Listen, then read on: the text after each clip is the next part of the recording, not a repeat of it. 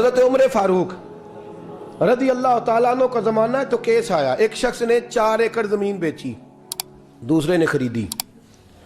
جس نے بیچی وہ کسان نہیں تھا، کوئی اور کام کرتا تھا۔ اس نے کہا میرے پاس فارغ ہے، میں تو کاشتکاری نہیں کرتا، تو ایک کسان نے خرید لی۔ توجہ ہے میری بات پر؟ وہ کسان ہل چلا رہا تھا، پہلے دن ہل چلایا تو اس کھیت کے اندر سے خزانہ نکل آیا۔ کھیت سے خزانہ کس کا ہے یہ؟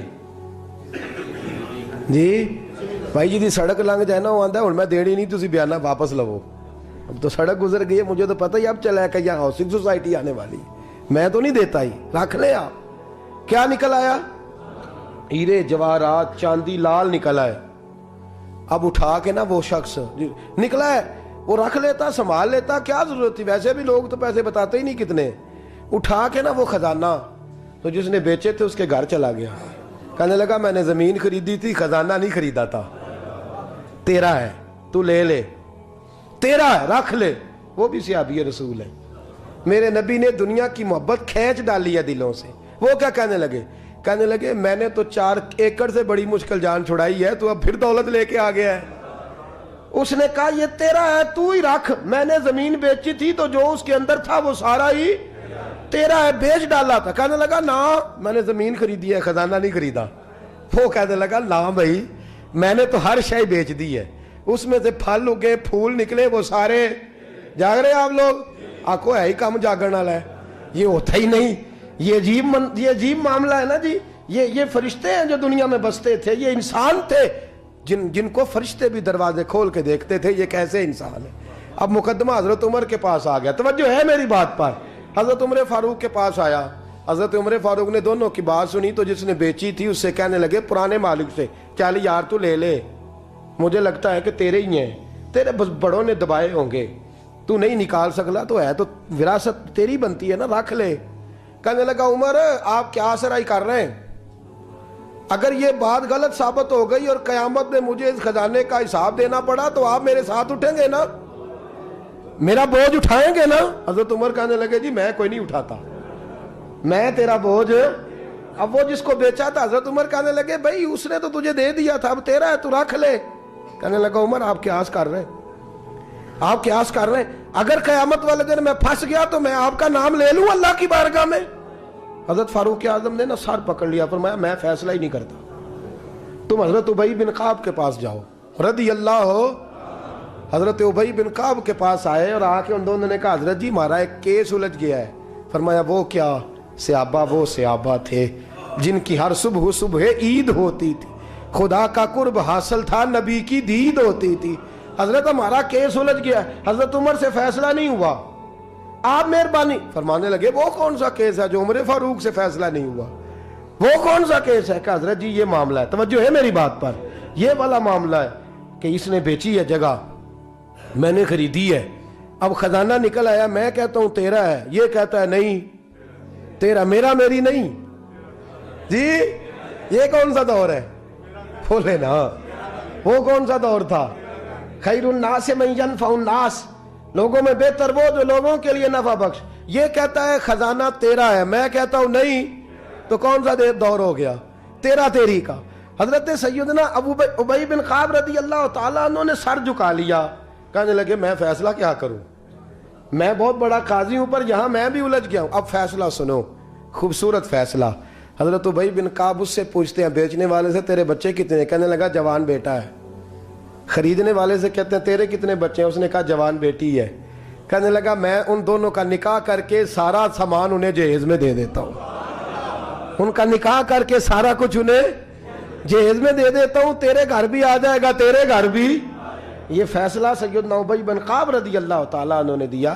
لوگ رو رہے تھے، کہہ رہے تھے کیا بات ہے اس فیصلے کی، کیا بات۔ ایک نوجوان تھا مینا کے بازار میں دوڑا جا رہا ہے، ایک بابا جی اس کو ملے بزرگ، تو ان بزرگوں کے اس نے، توجہ ہے میری بات پر آپ، ان بزرگوں کی تھیلی اس نے اشرفیوں والی چھین لی، چھین کے دوڑ گیا، کافی آگے چلا گیا تو گر گیا، جب گرا تو نظر آنا بند ہو گیا، لگاؤ اللہ کے ولی کی بے ادبی ہوئی ہے اس لیے نظر آنا بند ہو گیا، بے ادبی ہو گئی، بڑا پریشان ہوا، سخت آزمائش کا شکار، کیا کروں کدھر جاؤں؟ جب بڑی سخت تکلیف کے اندر وہ گرفتار ہوا تو لوگوں سے کہنے لگا مہربانی کرو مجھے بابا جی سے معافی لے دو. گرا جو ان کی نگاہ سے وہ سنبھل نہیں سکتا. اللہ والوں کی بے ادبی اللہ کو بڑی ناپسند ہے. اللہ والوں کی بے ادبی اللہ کو بڑی ناپسند ہے. اس سے ضرور بچیں. اللہ تعالیٰ ہمیں بچنے کی توفیق عطا فرمائے. پکڑ کے بابا جی کے پاس لائے. بابا جی معاف کر دیں, آپ کی وجہ سے آنکھیں چلیں گی. بابا جی کہنے لگے نہیں, میں نے تو بد دعا دی نہیں. تو وہ کیسے؟ کہنے لگے میرے ساتھ جب کوئی مسلمان زیادتی کرتا ہے تو میں فوراً ہی معاف کر دیتا ہوں.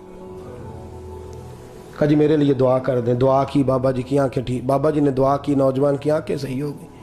لوگ چلے گئے تو وہ نوجوان قریب بیٹھ گیا. کہنے لگا بزرگو آپ نے جو کہا میں نے مان لیا, پر ایک بات میری سمجھ میں نہیں آئی. کہا وہ کیا؟ کہا آپ کہتے ہیں میرے ساتھ کوئی مسلمان بھی زیادتی کرتا میں فوراً معاف کر دیتا ہوں. فوراً تو معافی دی جاتی نہیں, دی جا سکتی نہیں. تھوڑی دیر تو بندے کے دل کو تکلیف رہتی ہے. آپ نے جو نہیں نا, بات لوگ باریکی میں جاتے ہیں نا بہت سارے. کہا جناب بندے کے دل میں تھوڑی دیر تو تکلیف, بھئی کوئی لڑائی ہو جائے تو کہتے ہیں ابھی نہیں میں نے جانا, ذرا بات ٹھنڈی ہو جائے گی تو پھر, ابھی تو بڑی چوٹیں لگی ہیں, بڑا مسئلہ بنا ہے. یہ شعوری طور پہ لوگ ایسا کرتے ہیں. کہا فوراً کیسے آپ نے معاف کر دیا؟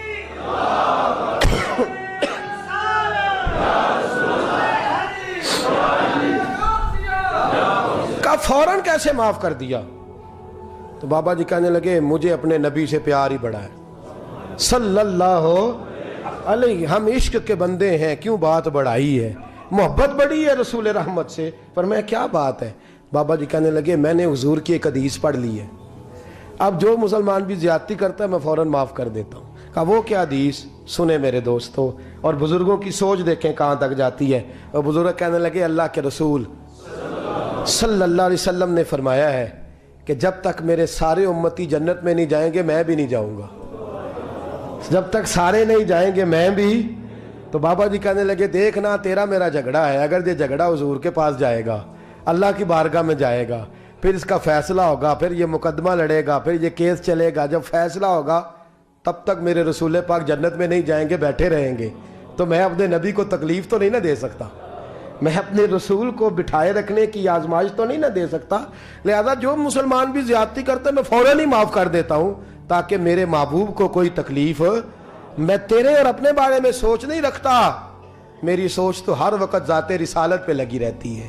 میرا ذہن تو ہر وقت میرے محبوب کی طرف لگا رہتا ہے. ہر وقت میں حضور کے بارے میں ہی سوچتا رہتا ہوں. ملی سوچ اپنائیں, قومی سوچ اپنائیں. زندگی میں وہ والے کام کریں جس سے قوم کو نفع حاصل ہو, ملت کا جس میں فائدہ ہو. کچھ ایسا کر جائیں زندگی میں جس سے لوگ نفع اٹھاتے رہیں.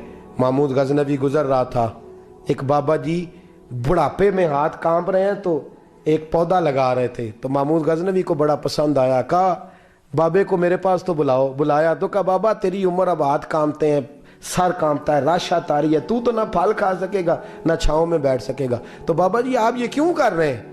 بابا جی کہنے لگے چلو میں نہیں پھل کھاؤں گا, میرے پوتے تو کھائیں گے نا. بچے محمود کو بات بڑی پسند آئی, اس نے بابا جی کو ایک اشرفیوں کی تھیلی انعام میں دے دی. کہا تیری سوچ بڑی قومی ہے, بڑی ہے. تو بابا جی مسکرا کے کہنے لگے بادشاہ تو ابھی کہہ رہا تھا کہ نہ تو پھل کھائے گا نہ چھاؤں میں بیٹھے گا, اللہ نے مجھے پھل بھی دے دیا ہے, چھاؤں بھی دے دی ہے. ابھی دیکھیں نا, ابھی میں نے کام کیا نہیں تو اللہ نے سارا کچھ پہلے ہی دے دیا ہے. بادشاہ اور راضی ہوا, اس نے ایک تھیلی اور دی. تو بابا جی مسکرا کے کہنے لگے دیکھ میرے اخلاص میں اللہ نے کتنا فضل کیا ہے. لوگوں کے باغ میں سال میں ایک دفعہ پھل لگتا ہے, میرے باغ میں 2 دفعہ لگ گیا ہے. تو خیر خائی کا ذہن بنا, لوگوں کے بارے میں سوچ, قومی اور ملی ذہن بنا, بڑا ذہن بنا, بڑی سوچ بنا. وہ والا کام کر جس سے زیادہ لوگوں کو فائدہ ہو, زیادہ لوگوں کا نفع ہو, وہ والا کام کر. قومی ملی ملت اسلامیہ کی سوچ بنا, عالم اسلام کی بات کر, مسلمان کا بھلا کر, اپنے وطن کا بھلا کر, اپنی ملت کے بارے میں سوچ. جب تو یہ کام کرے گا تو اللہ تجھے وسائل بھی بڑے ہی عطا فرمائے گا.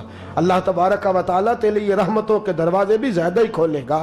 تو فرمایا زمین میں وہ قائم رہے گا جو لوگوں کا بھلا کرے گا, دوسروں کے بارے میں سوچے گا. وہی دنیا میں زندہ رہتے ہیں جو لوگوں کے لیے نفع بخش بن جاتے ہیں.